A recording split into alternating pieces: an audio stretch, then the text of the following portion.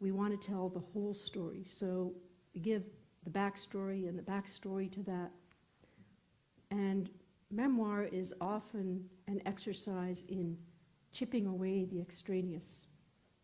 Like Michelangelo apparently saw his David in a block of marble and chipped away until the shape was there. And I think of memoir much the same way.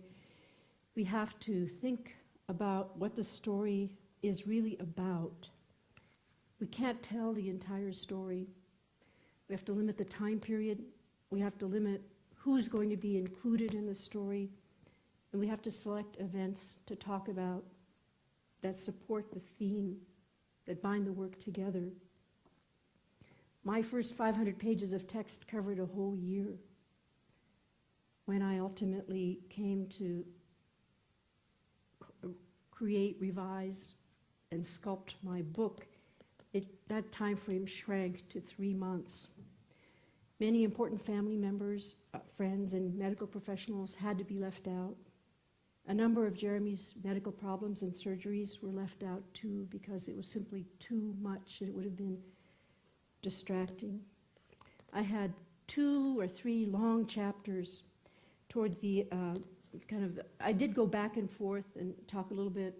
I wrote about the story, and then I would go back and talk, for example, about how Chris and I had met, talk about my backstory, my parents' lives, difficult lives growing up in Europe during World War II, immigrating, my difficulties as an immigrant child, very poor.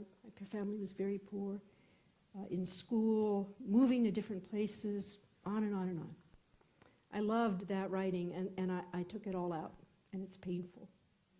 But that's part of what tells you you're on the right track, is taking out all those beautiful words that you've written that don't really belong. And ultimately, that whole section became a 1.5-page excerpt, which I finally understood did the work that I wanted all that backstory to do. And it's really, I can't read it, I don't have time, but it's an answer to this question. The question I was asked most often during the months of Jeremy's hospitalization was, how do you do it? How do you keep going? If there is an answer, it lies in how one measures distance. Any hill measured in inches can be surmounted. Any day measured in moments can be survived. And then I write for not quite a page and a half about just one day that in my teens. My family lived in northern Idaho then, and we had horses and alfalfa fields, and during the summer, the whole family worked on the haying field. Haying, I don't know if anybody's ever had that experience. It's one of the least pleasant experiences you will have in your life, I guarantee you. You walk down rows and rows of thousands of bales of hay. Every bale weighs 50 pounds. And their landscape is covered with them, and you're walking next to a flatbed wagon next to you being pulled by a tractor. And every few feet you stoop down and you put those baling hooks into the ends of the bale, and you lift that bale up on your knee and you push it onto the wagon with your knee and with the backs of your arms, and you're wearing long sleeves because the edges of the hay are very sharp, and they cut your arms even through the sleeves, and they cut your legs, and every time you drop the bale it releases hay dust, and you're breathing that in, and it goes down your clothes, and you're sweating, and it's 90 degrees, and you just go on to the next bale, and you go on to the next bale. And that was the chapter that I wrote to answer that question, how you go on. And the end of that chapter is, there was only one way to reach the end of a haying day, one step at a time, one step at a time. And I realized that all that backstory about my family, it all just was intended to serve that purpose. My family are survivors. They survived a lot in the generations that came before me. And I'm privileged to have that strength in my genes. And that was really the only purpose that needed to be served in the story. So framing your story, carving away the marble, that's really important. time, how to play with chronology is another very important decision point. Where do you enter the story? For me, that was not a hard decision. I entered the story on the day that it started, but if you're telling a different kind of story, you don't necessarily need to begin at the beginning. It's often much more effective to enter the story partway through, especially during a scene where something very active is happening, and then back and fill. Go back and tell the reader how you came to be at that place. When is the now from which the narrator is speaking? Another important time issue. You could be speaking in the moment, shortly after the moment, years after the moment, or some combination. How to deal with time. When I first started writing, I would just march through, and I would, if I left this podium and went to the next room, I would have to tell you about every step. And part of the art of memoir is how to sometimes compress time, move very quickly from one event to something that happened much later, and how sometimes time slows down and expands, and you are writing moment by moment in order to pace the story. And then finally, how to leave the story, how to end the story. That was really hard for me because my story hasn't ended. I have a disabled son. He lives at home. He's 25 years old. What I ultimately decided is that this story would end with Jeremy being discharged from the hospital 3 months after he entered, after multiple surgeries. And then there's a short look back 1 year later and a short look back 2 years later. There's a reason, a medical reason, why I chose 2 years later. 2 years is the time in which the AVM, the malformation in his brain, was finally eliminated through radiation therapy. It took 2 years to eliminate it. So I decided that's where my story ended. But that's very, finding the ending point, that's difficult, can be difficult. Of course, memoir uses all the tools that make good writing, including good fiction writing, dialogue, scene and summary, narrative, narration as opposed to reflection. That's too much material to cover this morning. Voice, the fingerprint of the writer, is also very, very important. And then revision, keep carving away at the marble, find the statue underneath. And most of all, I would say to anyone who aspires to write to enjoy the doing of it. Enjoy the doing of it. It is an incredibly revelatory process to write. You will find that your words on the page tell you things that you didn't know were inside of you. It is an adventure, it's an exploration ultimately of the self. And for that reason, I think it's well worth doing. We have 5 minutes. I'm happy to answer questions. I'm also going to join the group at Starbucks afterward to continue the conversation if anyone's interested. Yes?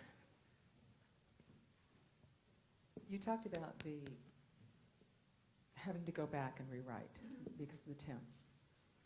What is your experience with respect to the overall process of writing a memoir? Is that unique to your situation because you were writing in the moment as you were living it, or have you found I would assume the person that worked with you in terms of coaching you, that that's pretty common? It's a great question. I was in an MFA program, and I had many friends who were writing their own works. Many were writing memoirs, many writing other works. The program goes over 2 years. It goes year-round, including in the summer, and then there's the last intense burst, the final summer. It's 3 summers, when you have to get that thesis ready to submit to the thesis committee. Almost everyone that I knew in the program went through an intense rewrite. It was like, oh my goodness, we're 3 months away, and I just realized that this major thing has to be completely rewritten. So it's very common. It's not, present tense to past tense. It's realizing that you left out something really important and you have to write it. But almost all of the writers that I knew in the program had that experience. And then the other part is your writing is very poetic in a way. and vivid, which is very different than what you would anticipate from an attorney. Yes, it's true. And so was this process, this experience for you in writing, a great surprise to you, or did you have any other indications prior to this event in your life that you would have seen what I'll call this talent? I had never written anything. I was a science major as an undergraduate. My undergraduate degree was in psychology, but it was actually in neuropsychology, brain science. Actually ended up being pretty useful many years later. But it was very quantitative. It was like a pre-med program. I did no writing. Law school, I learned how to write like a lawyer, which, as you say, is very different. I always felt that there was a part of me that wanted to write.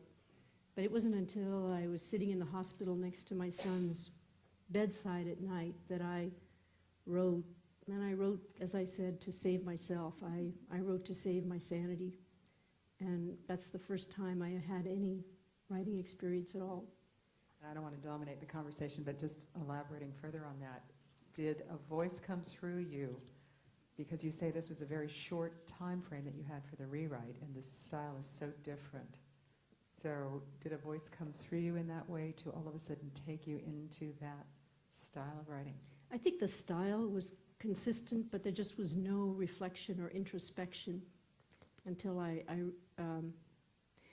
started doing that earlier than the 3 months. The 3 months before was the rewrite from present tense to past tense. But I struggled to find the voice. And it emerged during the 2 years of the MFA program, and lots of workshopping and lots of people beating on me saying, "Where's the narrator? Where's the narrator? What's the narrator thinking?" So, anyone else have questions?